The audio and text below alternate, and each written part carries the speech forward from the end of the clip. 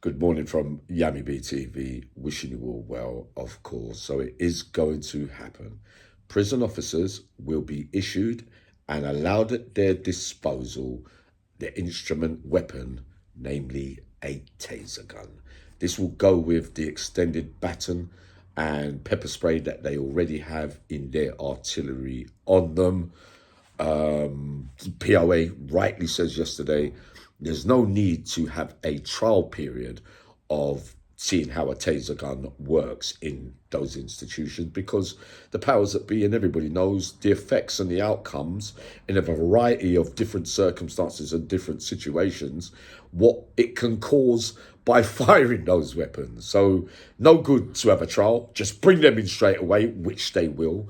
And he states that you've got to bring them in now before any of my members of staff get murdered at the hands of violent inmates. Now, look, for those that know and those that don't, when fired, the normal consequences for the person being fired at is severe pain and loss of normal response and control of their muscles immediately, where they either fall to the ground or they are frozen on the spot.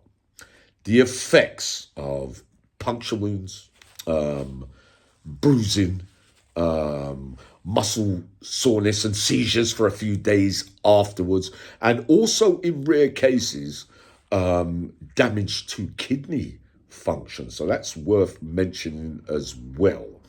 Now, there also are times when it's been fired that you only get secondary injuries, blistering, muscle soreness, a few bruises here and there, that kind of stuff, right? But most substantial injuries happen when the person being fired at falls on a hard surface, because once you get shot and you fall on such a surface, interesting that most surfaces in prison are quite hard.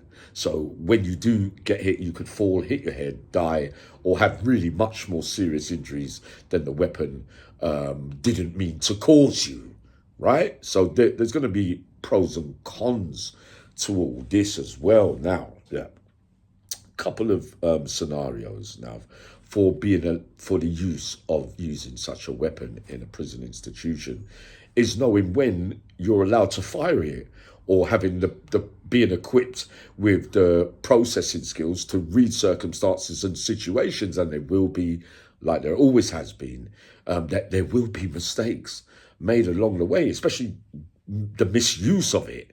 Having a weapon in your hand and it could be used at a time when it might not have been needed. It's going to be on staff to make sure that they get this right. Because if a man's pelting down the landing at you and it's going to cause extreme violence with a weapon in his hand, or he's coming, charging, and you know that he's going to attack you, you use the stun gun, you use the taser gun. If a member of staff, a colleague, there's only a couple of you around and he or she's getting viciously assaulted, when you press the bell, sometimes it takes too long on your radio for everybody to come running across. They're not the most fit members of staff these days either, worth mentioning, right? That you could fire that gun straight away and it is closure to that incident. Okay. The over-reliance of such a weapon at your disposal, right? You could use it for anything, really.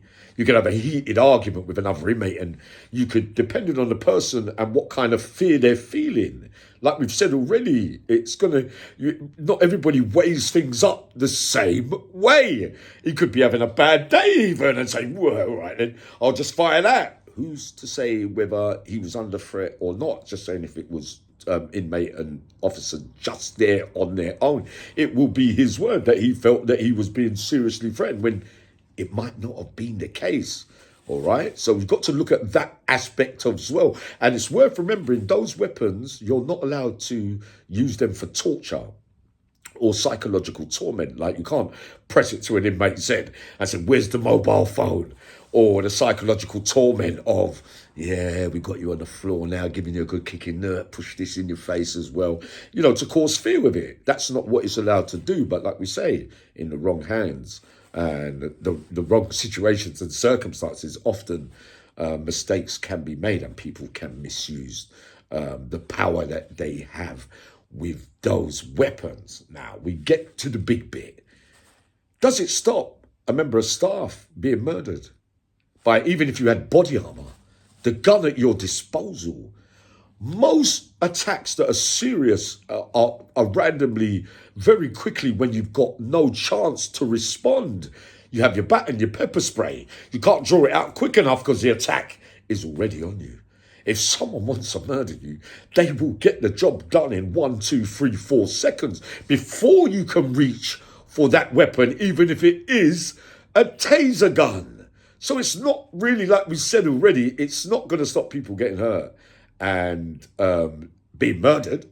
You can't stop people from being murdered inside jail or outside jail. Because when someone really wants to do it, there's creepy, conniving, all kind of ways of doing it. You don't have to let everybody know that you're coming, for goodness sake. It's not going to solve that problem, but it will have damage limitation. It has to be said. And it will be a psychological factor that, because of the outcomes that can be caused by such a weapon, that some inmates might be a deterrent. It might scare them off a little bit. But yeah, I go along with, put that in your artillery.